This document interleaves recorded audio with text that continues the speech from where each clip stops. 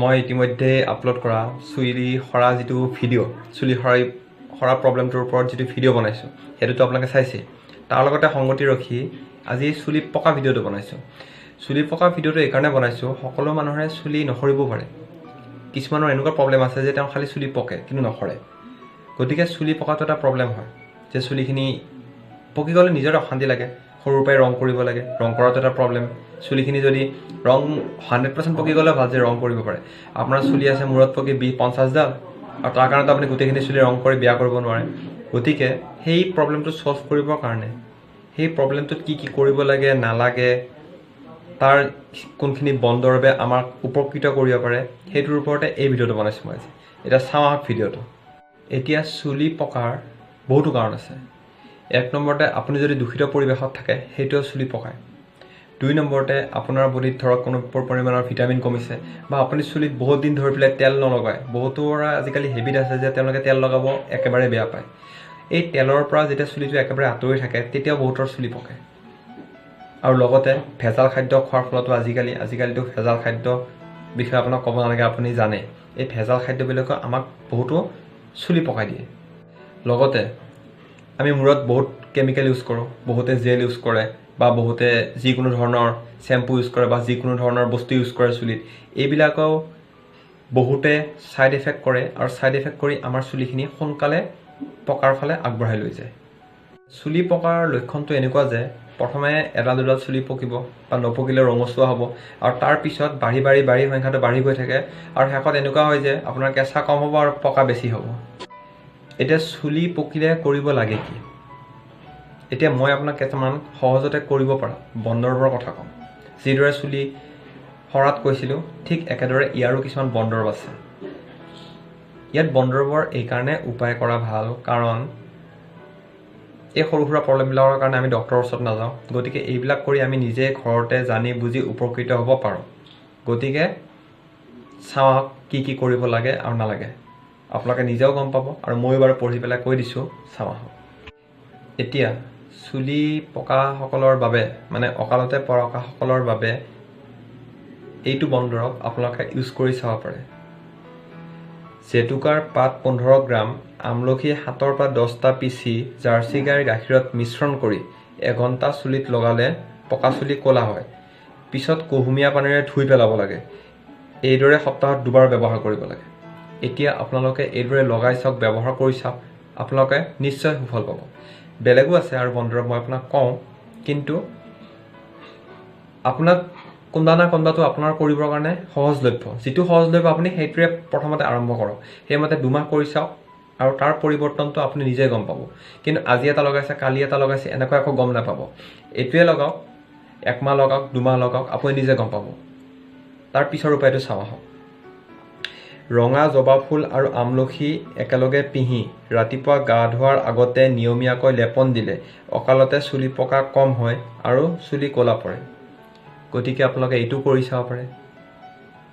ৰাতিপুৱা গা ধোৱাৰ আগতে এইটো কৰিব অকণ সময়ৰ দৰকাৰ হয় গতিকে সেই সময়খিনি এডজাষ্ট কৰি ল'ব কাৰণ সময়তকৈ তো চুলিখিনি কেঁচা ৰাখাটো বেছি দৰকাৰ তাৰ পিছৰ উপায়টো আহক চাওঁ তিল 50 গ্ৰামকৈ সদায় খাব লাগে চুলি ক'লা হোৱাৰ উপৰিও দীঘল আৰু সুন্দৰ হয় লগতে তিল ব্যৱহাৰ কৰাটো ভাল মই চুলি সৰা কথাটো কওঁতেও কৈছোঁ যে তিল খাব লাগে গতিকে আপোনালোকে তিল খাওক আৰু নিজৰ চুলিখিনি ক'লা কৰি ৰাখক আকৌ নেক্সট উপায়টো চাওঁ কৰবি গছৰ শিপাৰ ছাল খুন্দি গাখীৰত জুবুৰিয়াই মূৰত প্ৰলেপ দিলে চুলি ক'লা হয় আৰু চুলি অকালতে পকিব নোৱাৰে গতিকে এইবিলাক গছ হৈছে আমাৰ ঘৰত থকা গছ নহ'লেও আপুনি কাৰোবাৰ পৰা আনি পেলাই ৰুব পাৰে বা গছৰ পুলি এটা ঘৰত থকাটো খুবেই ভাল আপোনাৰ গছ এডাল ৰোৱা হ'ল আৰু লগতে নিজৰ মূৰৰ কাৰণে কামত আহিলে মানে চুলি পকাত কামত আহিলে এইদৰে কৰক তাৰ পিছৰ উপায়টো চাওঁ নিমৰ গুটি গুৰি কৰি প্ৰতিদিনে তাত মহাভৃংগৰাজৰ ৰস 50 মিলিলিটাৰ দি ৰ'দত এদিন শুকুৱাই তাত নিমৰ গুটি গুৰি মিহলাই পুনৰ মহাভৃংগৰাজৰ ৰস দি মূৰত 20 মিনিটমানকৈ সানিলে চুলি অকালতে পকিব নোৱাৰে এতিয়া চাওক মহাভৃংগৰাজৰ ৰস পাবলৈ আপোনাৰ অসুবিধা হ'ব পাৰে কাৰণ আপোনাৰ তাত সেই গছডাল নাথাকিব পাৰে থাকাসকলৰ বাবে এইটো ভালে আছে কিন্তু যিসকলে নোৱাৰে তেওঁলোকে মহাভৃংগৰাজৰ তেল কিনি পেলাই ব্যৱহাৰ কৰিব পাৰে আৰু এই তেল আপোনালোকে অনলাইন পাব এমাজনতে পাব ময়ো মহাভৃংগৰাজৰ তেল ইউজ কৰোঁ নৰ্মেলি সানিবৰ কাৰণে আৰু এই তেলৰ কিনিবৰ কাৰণে যিটো লিংক মই তলত দি দিছোঁ আপোনালোকে লিংকৰ পৰা গৈ কিনিব পাৰে তাৰ পিছৰ পৰা চাওঁ আহক আমলখি আৰু আমৰ গুটিৰ শাকখিনি খুন্দি মিহলি কৰি মূৰত প্ৰলেপ দিলে অকালতে চুলি পকা বন্ধ হয় এইদৰে আপুনি আপোনাৰ চুলি পকাটো কমাব পাৰে তাৰ পিছত অপৰাজিতাৰ ফুল এৰিতেলৰ লগত সিজাই মূৰত ঘঁহিলে পকা চুলি ক'লা হয় এইদৰে এইটো উপায় কৰিব পাৰে এতিয়া এইখিনি মই যিখিনি ক'লো এইখিনি আপোনালোকে কৰি চাওক আৰু মই আশা কৰোঁ আপোনালোকে সুফল পাব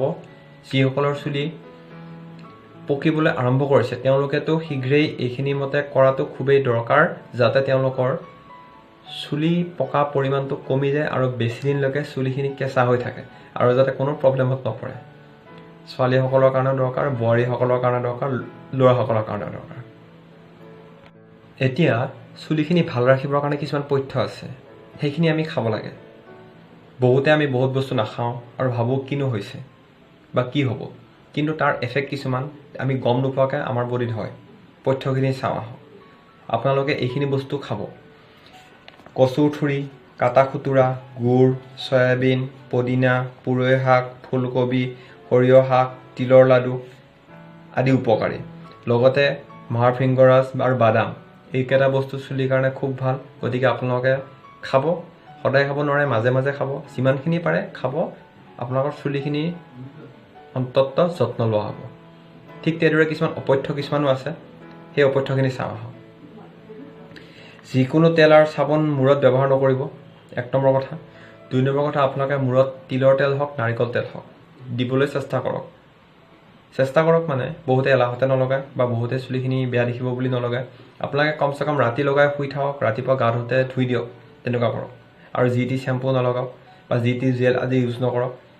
এইদৰে কৰক আশা কৰোঁ আপোনালোকে এইদৰে কৰিলে সুফল পাব আৰু চুলিখিনি বেছি দিন কেঁচা হৈ থাকিব এইখিনি আৰু বাকী লাইক শ্বেয়াৰ ছাবস্ক্ৰাইব কৰিব